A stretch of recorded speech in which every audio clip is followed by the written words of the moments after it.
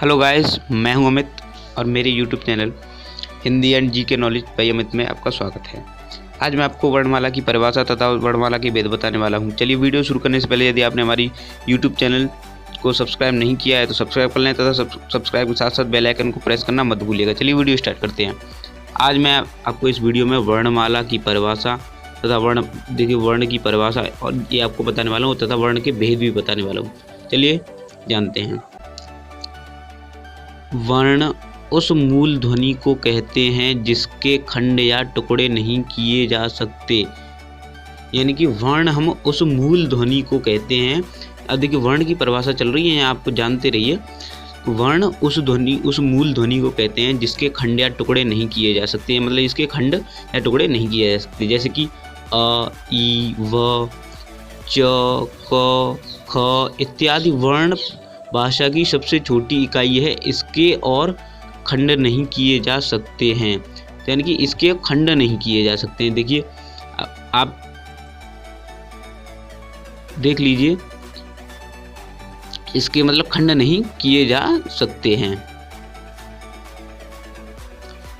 जानते हैं। चलिए राम और जैसे कि यानी कि राम और गया में 4 मूल ध्वनियाँ हैं। राम और गया में 4 मूल ध्वनियाँ हैं जिनके खंड नहीं किए जा सकते, यानी कि जिनके खंड नहीं किए जा सकते, यानी कि जिनके खंड भी नहीं किए जा सकते।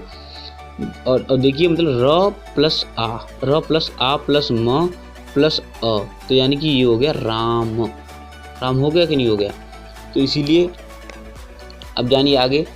अब आगे जानते हैं हम। तो राम अब ये ग प्लस अ य प्लस आ, यानी कि अब ये गया यानी कि अब देखिए इन्हीं अखंड यानी इन्हीं अखंड मूल ध्वनि को वर्ण कहते हैं। यानी इन्हीं जो ये अखंड मूल ध्वनियों को ही वर्ण कहते हैं। यानी कि राम का हो गया र धन आ धन म और धन अ, यानी कि इसमें प्लस ये संधि विच्छेद की तरह है। र प्लस आ प्लस म प्लस अ। चलिए अब आगे जानते हैं। यानी कि अब हम इन्हीं मूल ध्वनियों को हम वर्ण कहते हैं, यानी इन्हीं अखंड मूल ध्वनियों को हम वर्ण कहते हैं। चलिए आगे जानते हैं। हर वर्ण यानी कि हर वर्ण की अपनी लिपि होती है। हर वर्ण की अपनी लिपि होती है। लिपि को वर्ण संकेत भी कहते हैं। हिंदी में 52 वर्ण हैं, तो हिंदी में आपके 52 वर्ण होते हैं। चलिए आगे जानते हैं। यानी अब ये पहले वो वर्ण की परिभाषा थी, इसलिए अब ये है हमारी वर्णमाला की परिभाषा। चलिए अब हम वर्णमाला की परिभाषा भी जानते हैं। हिंदी भाषा की सबसे छोटी इकाई ध्वनि होती है। जो हिंदी भाषा है हमारी, हिंदी भाषा की सबसे छोटी इकाई ध्वनि होती है। इसी ध्वनि को ही हम वर्ण कहा जाता है। और वर्णों यानी कि वर्णों को व्यवस्थित करने के समूह को वर्णमाला कहते हैं। देखिए इसमें 2 हैं, आपको ये 2 टॉपिक समझने हैं। हिंदी भाषा की सबसे छोटी इकाई ध्वनि होती है। इसी ध्वनि को हम वर्ण कहते हैं। इसी ध्वनि को वर्ण कहा जाता है।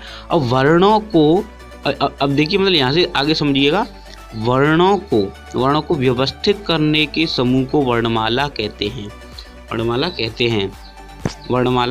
चल अब जानते हैं हम। हिंदी में उच्चारण के आधार पर 45 वर्ण होते हैं। हिंदी में उच्चारण के आधार पर 45 वर्ण होते हैं, यानी कि 45 वर्ण होते हैं। इनमें 10 स्वर और 35 व्यंजन होते हैं। बाकी 35 व्यंजन होते हैं। लेखन के आधार पर 52 वर्ण होते हैं। देखिए उच्चारण के आधार पर, यानी बोलने के आधार पर 45 वर्ण होते हैं। इनमें 10 स्वर और 35 व्यंजन होते हैं। लेकिन लेखन के आधार पर 52 वर्ण होते हैं। इसमें 13 स्वर, 35 व्यंजन तथा 4 संयुक्त व्यंजन होते हैं। ये आपका मेन टॉपिक है, इसको समझिएगा थोड़ा। देखिए उच्चारण के आधार पर 45 वर्ण होते हैं। देखिए और इनमें 10 स्वर तथा 35 व्यंजन होते हैं। लेकिन लेखन के आधार पर 52 वर्ण होते हैं। इनमें 13 स्वर, 35 व्यंजन तथा 4 संयुक्त व्यंजन होते हैं। चलिए ये आपका समझ में आ गया। अब आगे चलते हैं हम। जिन वर्णों का उच्चारण करते समय सांस कंठ ताल आदि स्थानों से बिना रुके हुए निकलती है उन्हें स्वर कहा जाता है। जिन वर्णों का उच्चारण यानी कि जिन वर्णों का उच्चारण जो होता है, मतलब जो उच्चारण यानी कि हम बोलने को कहते हैं, जिन वर्णों का उच्चारण करते समय सांस कंठ तालु आदि स्थानों से बिना रुके हुए निकलती है उन्हें स्वर कहा जाता है। जैसे कि यानी कि अ ई, तो इसमें यानी कि सांस यानी सांस कंठ तालु आदि स्थानों से बिना रुके हुए इसमें उच्चारण हो गया, तो इन्हें यानी कि हम स्वर कहते हैं, स्वर कहा जाता है। चलिए अब इसमें आ जाइए। व्यंजन जिन वर्णों का उच्चारण करते समय सांस कंठ तालु आदि स्थानों से रुक रुक कर निकलती है उन्हें हम व्यंजन कहते हैं। जिनसे यानी कि व्यंजन जो होते हैं, व्यंजनों का उच्चारण करते समय सांस कंठ तालु आदि से रुक कर निकलती है। जैसे कि य कंठ से, मतलब यानी कि जो व्यंजन होते हैं यानी कि जो कंठ से या फिर सांस या तालु से रुक रुक कर निकलते हैं। प्राय व्यंजनों का उच्चारण स्वर की सहायता से किया जाता है। अब ये भी आपका मेन है। देखिए प्राय व्यंजनों का जो उच्चारण है, व्यंजनों को जो बोला जाता है जो स्वर की सहायता से उच्चारण इनका किया जाता है, यानी कि स्वर की सहायता से इनका उच्चारण किया जाता है। चलिए, हिंदी वर्णमाला के समस्त वर्णों को व्याकरण में 2 भागों में विभक्त किया गया है।